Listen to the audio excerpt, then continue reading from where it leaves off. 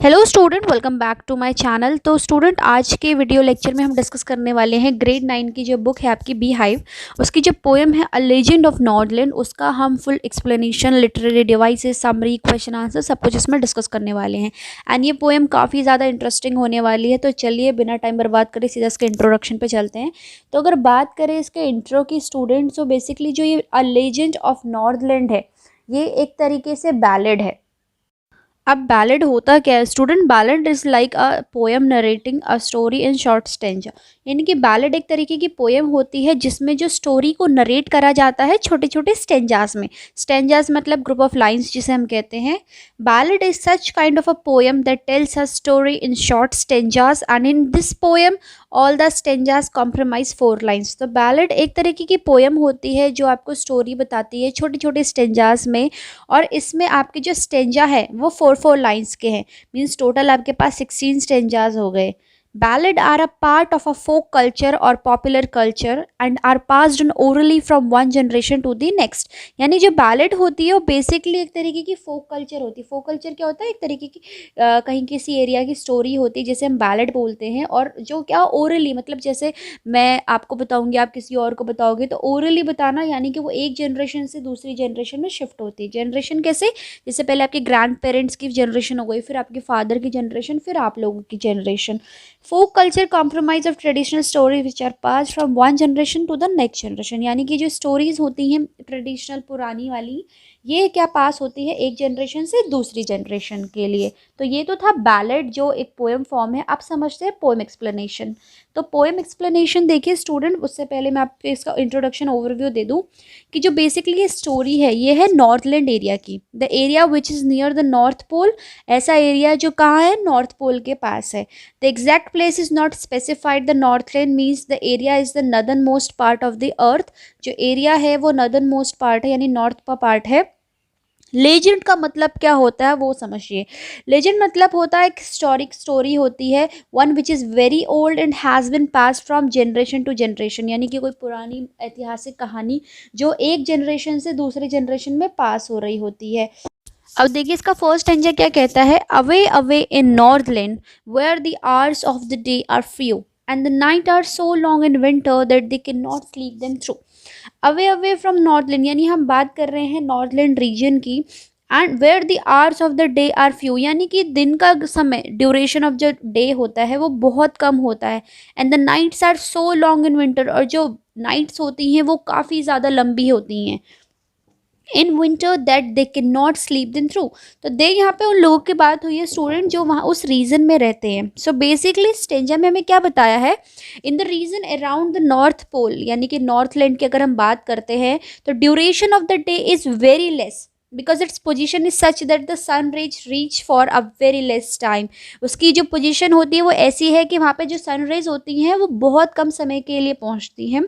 When this area is experiencing winter season, और जब ये एरिया विंटर सीजन एक्सपीरियंस कर रहा होता है, यानी जब विंटर सीजन होता है तो वहाँ पे क्या होता है? Duration of night is very long. तो जो नाइट का ड्यूरेशन होता है वो काफ़ी लंबा हो जाता है। And the day time hours are very less, और जो दिन का समय होता है वो बहुत कम होता है, जैसे विंटर में आमतौर पर होता ही है। अब देखिए इसमें फोर्थ लाइन में दिया था कि that they can not sleep them through. तो यानी कि यहाँ पे दे बात हो रही है वो लोग की जो वहाँ रीजन, उस रीजन में रहते हैं, उस क्षेत्र में रहते हैं। And the poet says that the duration of the night time is so long that the people can not get sleep them through. If they go to the bed, take a few hours to sleep and then they wake up and it's still the night time। यानी कि अगर वो सोते भी है फिर एकदम से उठते तो क्या देखते, बाहर तो रात ही हो रही है। He want to emphasize on the fact that the duration of the night is very long। तो बेसिकली वो इसमें हमें क्या बता रहा है कि जो नाइट है वो कितनी लंबी है और उसका टाइम कैसा है। नेक्स्ट स्टेंजा देखिए। Where they harness the swift reindeer to the sledges when it snows, and the children look like bears cub in their funny furry clothes। तो यहाँ पे पहले वर्ड समझ लेते हैं स्टूडेंट। स्लेजेस का मतलब क्या होता है? स्लेजेस एक तरीके का व्हीकल होता है which is for conveying loads और द पैसेंजर्स ओवर स्नो और ice, and it is often used by the pulled by the animals. और टू हार्नेस, यहाँ पे बेसिकली बात हो रही है कि जब हम हार्नेस वर्ड यूज़ कर रहे हैं तो आपको पता हार्नेस बेसिकली बांधने के लिए यूज़ किया जाता है। तो यहाँ पे रेनडियर्स की बात हो रही है कि उनको रस्सी से जैसे बांधते हैं जब उन्हें ट्रांसपोर्टेशन के लिए ले जाया जाता है। एंड स्विफ्ट होता है that is something that run very fast. तो यहाँ पे बेसिकली पोएट क्या कह रहा है हमसे, पोएट ये कह रहा है कि when the Northland region experience severe cold, जब नॉर्थलैंड रीजन बहुत ज़्यादा सीवियर कोल्ड एक्सपीरियंस करता है, क्योंकि वो एक स्नोई एरिया है, तो वहाँ जो रेनडियर है, बेसिकली रेनडियर एक this is a animal which is found in this kind of a polar region, and people tie the reindeers to sledges and the reindeer pull the sledges. लोग क्या करते हैं, वो स्लेजेस यानी जो वो रस्सी होती है जिससे वो गाड़ी अटैच होती है एक तरीके से, वो रेनडियर को बांधते हैं और फिर रेनडियर उस स्लेजेस को खींच के जाता है। वो ऑल्सो क्या ऐड करता है कि जो बच्चे हैं वो किसकी तरह लग रहे हैं, वो भालू के बच्चों की तरह लग रहे हैं, यंग वंस ऑफ बेयर की तरह लग रहे हैं। और वो उसे क्यों लग रहे होते हैं, क्योंकि बच्चों ने क्या होते हैं, फरी क्लोथ्स पहने हुए होते हैं। They were wearing the funny clothes and which is made of fur and which is like the skin of bear. जैसे भालू के बच्चे की स्किन होती है ना, फरी फरी सी, तो वैसे बच्चों ने, विंटर का मौसम चल रहा है, ठंड का मौसम है, तो उन्होंने फरी क्लोथ्स पहने हुए और वो कैसे लग रहे हैं, जैसे छोटे से भालू के बच्चे होंगे। अब देखिए स्टैंजा 3 हमें क्या कहता है, they tell them a curious story, I don't believe it's true and yet you may learn a lesson if I tell the tale to you. Curious का मतलब होता है स्टूडेंट की स्ट्रेंज और जिज्ञासा भरी एक, अगर हम बात करें तो फर्स्ट लाइन में आपको पहले वर्ड्स डिस्कस कर लेते हैं, कौन किसको क्या कहा गया है। दे जो यहाँ पे यूज़ हुआ है ये बेसिकली पेरेंट्स या फिर आपके एल्डर्स के लिए यूज़ किया गया है, और जो देम यहाँ पे यूज़ हुआ है ये यंगर वंस या फिर चिल्ड्रन के लिए। तो वो उन्हें यानी कि आपके जो बड़े होते हैं वो किसी बच्चों को स्टोरी जब बताते होंगे, the elders of the Northland region tell a very strange and interesting story to their younger generation. And also the poet says that I don't believe it's true and yet may you learn a lesson. It means that कि poet यहाँ पे क्या कह रहा है कि that he doesn't think that the story is a true, उसे लगता है कि स्टोरी सच नहीं है, लेकिन if he tell the story to the reader maybe the reader could learn a lesson from it। अगर वो स्टोरी हमें बताता है तो क्या पता हम उससे कुछ मॉरल स्टोरी की तरह हम उससे कुछ सीखे। And the story gives an very important message, और स्टोरी क्या है, वो एक बहुत इंपॉर्टेंट मैसेज देती है। सो स्टूडेंट अब यहाँ से वो बताना एक तरीके से शुरू कर रहा है कि अगर मैं आपको एक वो कहानी बताऊँ, मुझे लगता तो नहीं है कि वो सही है या सच है, मतलब सही नहीं इन द सेंस कि वो सच है, ये ट्रू है, लेकिन जब वो कहानी आप सुनोगे तो आपको उससे डेफिनेटली एक मॉरल लेसन मिलेगा। And I am also sure कि इस पोएम को पढ़ने के बाद आपके अंदर भी एक मॉरल लेसन आपको ज़रूर समझ आएगा। तो चलिए नेक्स्ट स्टेंजा देखते हैं, नेक्स्ट स्टेंजा क्या कह रहा है। वंस, अब यहाँ से स्टूडेंट 4 स्टेंजा से आपकी कहानी शुरू हो चुकी है। अब वो पोएट कहानी सुनाना शुरू करता है जो वो उस टाइम के एंसेस्टर्स बताया करते हैं, एक तरीके से वो जो स्टोरी वहाँ जनरेट चल रही होती है नेक्स्ट टू नेक्स्ट जनरेशन। तो अब वो स्टोरी हम लोग सुन रहे हैं, देखिए क्या है। Once, when the good Saint Peter lived in the world below and walked about his preaching just as he did, you know. Saint Peter student basically एक जो क्राइस्ट के लिए यूज़ करा जाता है, डिसाइपल होता है या फॉलोवर होता है जीसस क्राइस्ट का, जैसे जो हमारे धार्मिक गुरु होते हैं एक तरीके से हम उनको मतलब एक तरीके से बोलते हैं। तो यहाँ पे सेंट पीटर की बात हो रही है, जो एक वहाँ पे सेंट हैं, वो क्या करते हैं, प्रीच मतलब होता है कि उपदेश देना, to give a religious talk. तो यहाँ पे जो स्टोरी है वो बेसिकली किसके बारे में है, सेंट पीटर के। गुड मतलब कि वो बहुत अच्छे थे। तो एक बार की बात है कि जो एक सेंट पीटर थे, lived in the world below, वो कहाँ रहते थे, संसार में रहते थे, और वो क्या करते थे, वॉकड अराउंड अबाउट इट, और पूरा ट्रैवल करते थे, पूरा वर्ल्ड इधर से उधर ट्रैवल करते थे जैसे बाकी सेंट्स करते हैं। किस लिए, प्रीचिंग के लिए, मतलब उपदेश देने के लिए, धार्मिक उपदेश होते हैं या अच्छी अच्छी बातें बताने के लिए, इंटेलेक्चुअल हो गई, स्पिरिचुअल हो गई। तो वो क्या करते थे, जैसे बाकी लोग करते थे वैसे भी वो भी वही करते थे। यानी कि the story is about the Saint Peter and when Saint Peter is used to live in the world and went around, घूमते थे इधर उधर, तो giving religious lectures to the people just like every saint do. Then an incident happens, तब एक वहाँ एक incident होता है। अब ये इंसिडेंट काफ़ी इंटरेस्टिंग है, इसे ध्यान से समझिएगा।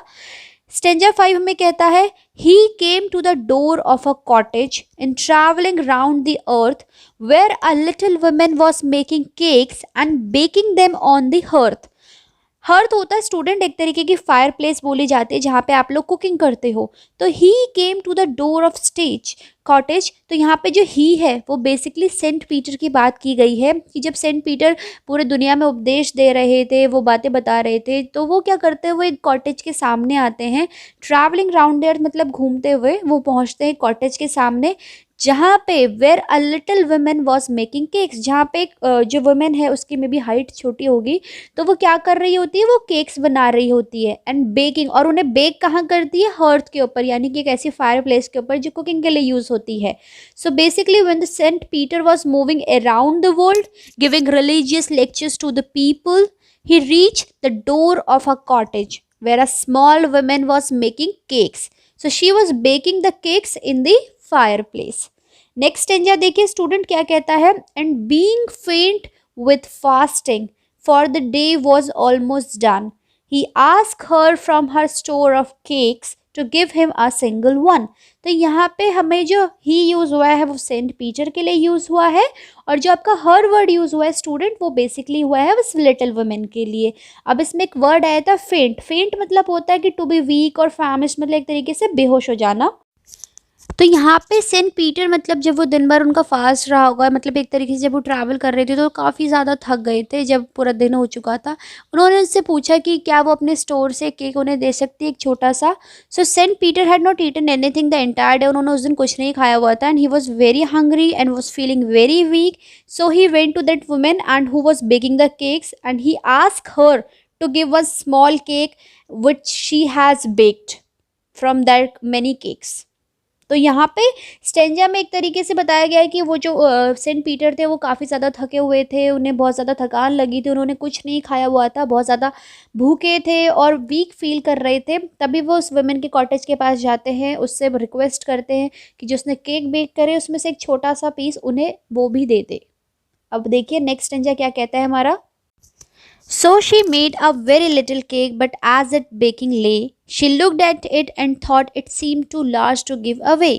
तो वो क्या करती है, she made a very little cake, वो छोटा सा केक बनाना शुरू करती है, मतलब डो लेती है फिर उसे बनाती है. लेकिन जैसे ही वो बेक होना शुरू हो जाता है, बेकिंग ले मतलब कि जब वो बेक हो रहा होता है, वो उसे देखती है. शी लुक एट इट, यहाँ पे एट इट मतलब उस केक के पीस की बात हो रही है, वो उसको देखती है एंड थॉट, और क्या सोचती है, सी ये तो बड़ा लग रहा है, too large to give away, यानी कि काफ़ी ज़्यादा बड़ा लग रहा है किसी को देने के लिए फ्री में.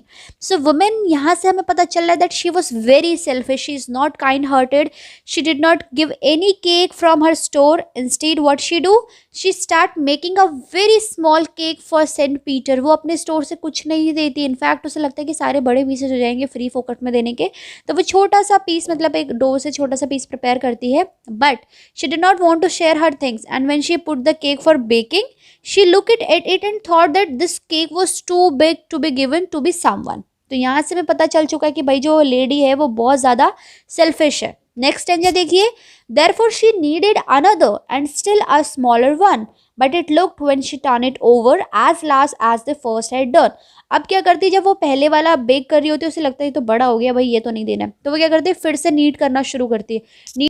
नीड मतलब होता है student to make dough from flour, यानी कि आटे से कोई डो बनाना एक तरीके से. तो वो क्या करती है, वो लेडी जब फिर से दोबारा से मतलब ये सेकंड टाइम बना रही है, पहली बार जब वो बेक कर चुकी होती है तो उसे लगता है भाई ये तो बड़ा पीस हो गया, इसे रहने दो, तो वो एक छोटा सा और डो बनाती है. But it look when it turn it over, लेकिन जब वो उसे दोबारा रखती है बेक करने के लिए, दोबारा देखती है फिर से उसको as large as the first add, तो इसे लगता है कि अरे ये तो पहले वाले की तरह हो चुका है, मतलब वो बड़ा पीस बन चुका है.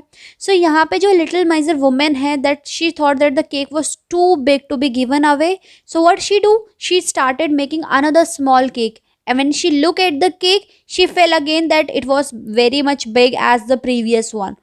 सो again she was not ready to give the smaller cake to the Saint Peter, यानी कि दूसरी बार भी जब वो बेक कर लेती है तो उसके बावजूद भी वो सेंट पीटर को कुछ भी नहीं देने वाली है. नेक्स्ट स्टेंजा देखिए आपका क्या कहता है. Then she took a tiny scrap of dough and rolled it flat and baked it is as thin as wafer, but she couldn't part with that. Scrap का मतलब होता है स्टूडेंट, हम यूज़ करते हैं बेसिकली स्मॉल अमाउंट्स के लिए. अब तीसरी बारी है जब वो लेडी कुछ प्रिपेयर कर रही है सेंट पीटर के लिए. सो द थर्ड टाइम वो बहुत छोटा सा डो का पीस लेती है और उसे रोल करती है और इतना करती है जैसे फ्लैट करके एक वेफर होता है ना, बिल्कुल हवा माफिक उस तरीके से बना देती है. And but she couldn't part with that, लेकिन फिर भी वो थिन पीस भी वो सेंट को नहीं देती है.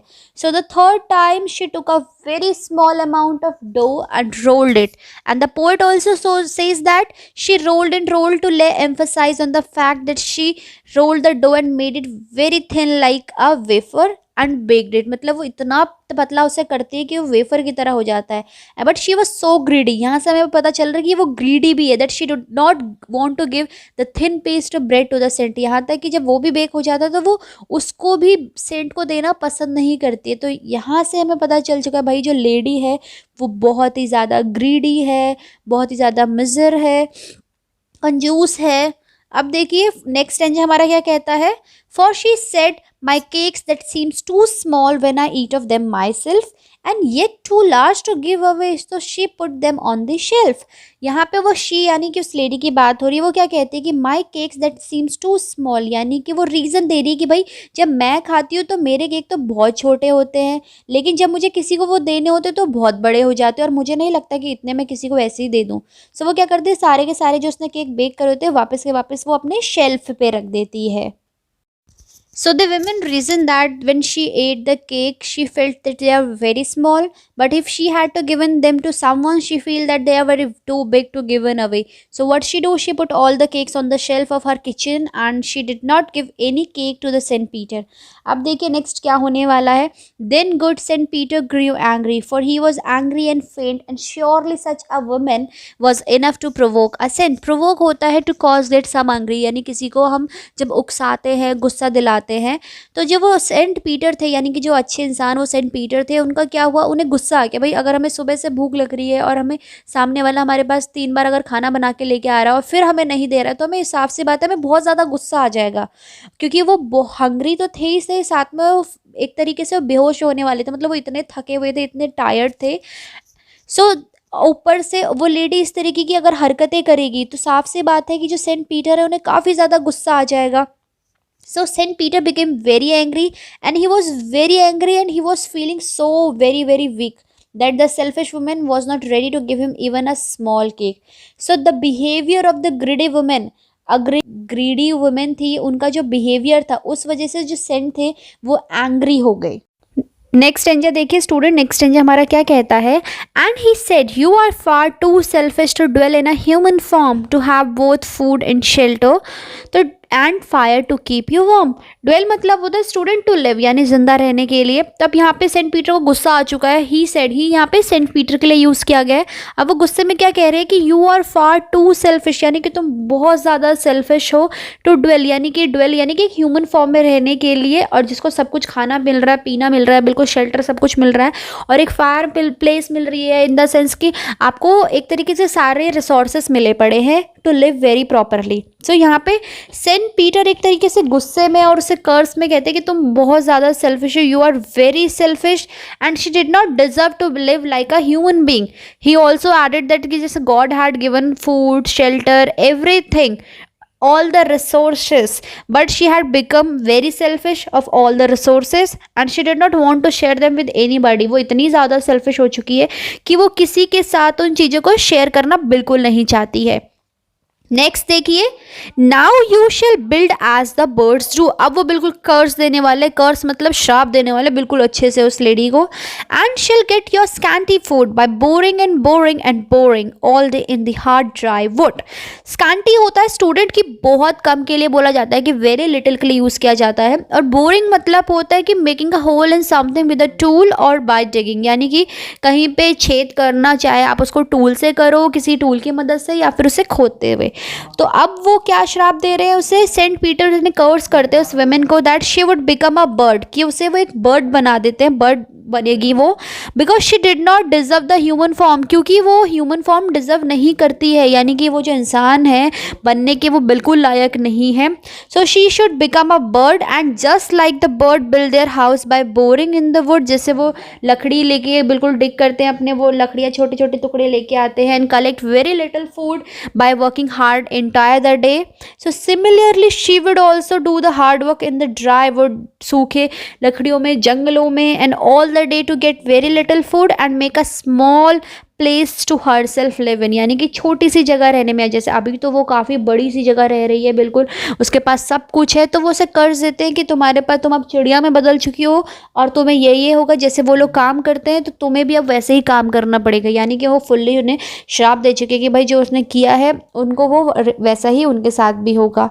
नेक्स्ट स्टेंजा देखिए स्टूडेंट क्या कहता है। Then up she went through the chimney, never speaking a word, and out of the top flue a woodpecker, for she was change to a bird. अब Saint Peter curse कर चुके हैं तो बिल्कुल वो एक कन्वर्ट हो चुकी है किसमें। Then she went up through the chimney, जैसे ही वो श्राप देते हैं वो चिमनी से ऊपर से निकल जाती है, यानी कि जो उसके घर की चिमनी होगी, चिमनी होती है टॉप मोस्ट पार्ट जो छोटा सा होता है जहाँ से फायर प्लेस के लिए यूज़ किया जाता है बेसिकली, तो वहाँ से वो निकलती है बिना एक शब्द कहे। मतलब इससे पहले कि वो एक शब्द बोल पाती, कुछ भी बोल पाती, वो कन्वर्ट हो जाती किस में, बर्ड में हो जाती है। और कौन से बर्ड में कन्वर्ट होती है, और जब वो चिमनी से बाहर निकलती है तो वुड पेकर की फॉर्म में निकलती है। वुड पेकर होती है ना, देखी होगी आपने चिड़िया। For she was change to be a bird, क्योंकि अब वो किस में कन्वर्ट हो चुकी थी, वो बर्ड में कन्वर्ट हो चुकी थी। So as soon as Saint Peter curse the women, she did not get a chance to speak anything for herself, because that very moment she flew up to the roof through the chimney and flew out the form of a bird. So Saint Peter curse had converted the women into a bird, उनका जो कर्स था उसने एक women को bird में convert कर दिया था।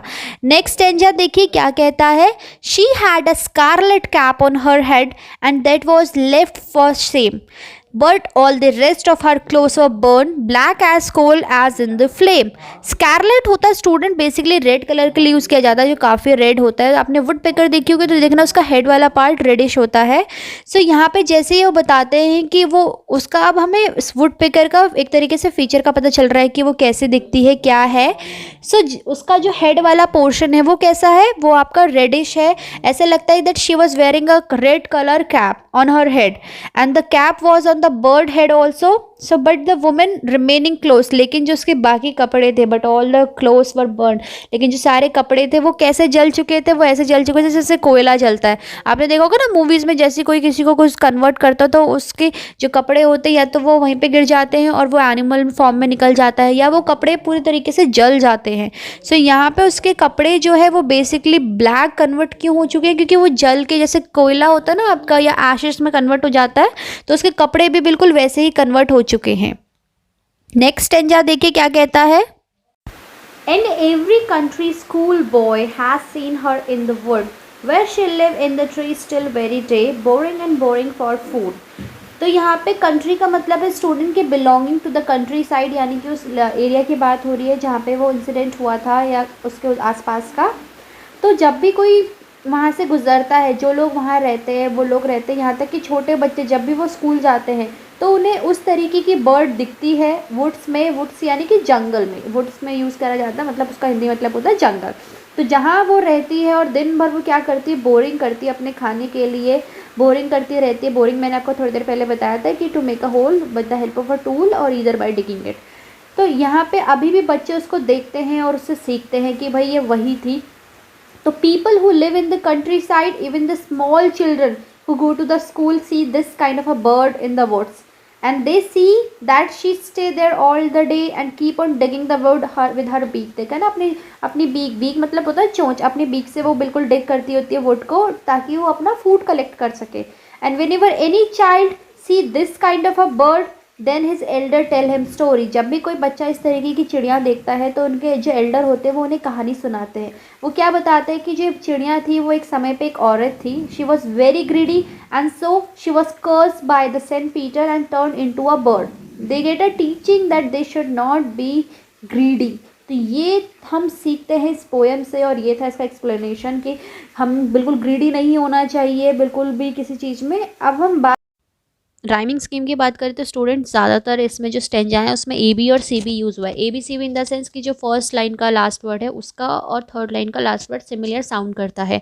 कुछ कुछ में नहीं भी है लेकिन मोस्टली में आपको मिल जाएगा। अब बात करते हैं इसकी दूसरी डिवाइसेस की, तो इसमें एलिट्रेशन यूज़ हुआ है। एलिट्रेशन मतलब होता है किसी भी कॉन्सोनेंट साउंड का दो या दो से ज़्यादा शब्द जब पास होते हैं रिपीट, एक तरीके से वो साउंड रिपीट होता है।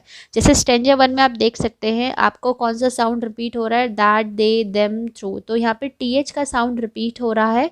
और स्टेंजा 2 में आप देखोगे तो दे द TH का साउंड, लुक लाइक एल का साउंड, फनी फरी एफ का साउंड रिपीट हो रहा है। स्टेंजा 3 में आप देखोगे तो दे देम टीएच का साउंड, येट यू वाई का साउंड रिपीट हो रहा है, और लर्न और लेसन एल का साउंड रिपीट हो रहा है। टेल टेल टू टा का साउंड रिपीट हो रहा है। इसी तरह बाकी स्टेंजा में आपको इस तरीके के वर्ड्स मिल जाएंगे जो रिपीट हो रहे हैं। तो अब बात करते हैं हमारा जो नेक्स्ट फिगर ऑफ स्पीच, अगर लिटरली डिवाइस की मैं बात करूँ वो क्या यूज़ हुआ है, वो यूज़ हुआ है हमारा इंजेवमेंट। इंजेवमेंट क्या होता है स्टूडेंट, जब भी कोई दो लाइन एक साथ कंटिन्यूस लिखी जाती है ना तो उसमें कोई फुल स्टॉप होता है ना कुछ होता है, मतलब कोई भी पंचुएशन नहीं होता। तो वो देखिए आपको कहाँ कहाँ दिया है। आप देखोगे स्टेंजा 1 में लाइन 3 4, 2 में line 1 and 2, 3 4, line 3 and 4, stanza 3 में, 4 में, 10 में और 11 में। अब नेक्स्ट अगर बात करें वो है हमारा रिपीटेशन। बाकी ये सारे इसमें दिए हैं कि रिपीटेशन क्या होता है, जब कोई वर्ड रिपीट होता है, जैसे स्टेंजा 1 9 में और आपके 13 16 में हुआ है। उसके बाद एक और आता है स्टूडेंट सिमिली। सिमिली होता है जिसमें हम किसी चीज़ का कंपैरिजन करते हैं, कैसे शब्दों से, एज और लाइक से। जैसे 2 में हुआ है, 9 में हुआ है, 15 में हुआ है। यहाँ पे हम चिल्ड्रन को किससे कंपेयर कर रहे थे, बेयर कप से, और वेफर को केक से कंपेयर कर रहे थे। क्लोज को कैसे, जब वो बर्न हो जाते हैं तो कोल की तरह। तो यहाँ पे जितने भी सिमिलीज यूज़ हुए हैं ये आपको लाइन मेंशन की गई है कहाँ कहाँ पे सिमिली यूज़ हुआ है। सो स्टूडेंट यही था पार्ट 1 में। पार्ट 1 में हमने पोएम एक्सप्लेनेशन और इसके लिटरेरी डिवाइसेस समझी हैं। पार्ट 2 में मैं आपको इसकी समरी और इसके क्वेश्चन आंसर अच्छे से समझाऊंगी। तो ये था आज की वीडियो में। अगर स्टूडेंट आपको समझ आ गया है तो फटाफट से लाइक कमेंट शेयर, और अगर आप नए हैं तो चैनल को सब्सक्राइब करना ना भूलें। और कोई भी क्वेरीज होती है तो डिस्क्रिप्शन बॉक्स में मेरे लिंक है, आप उसे डायरेक्टली वहाँ से भी कॉन्टैक्ट कर सकते हैं।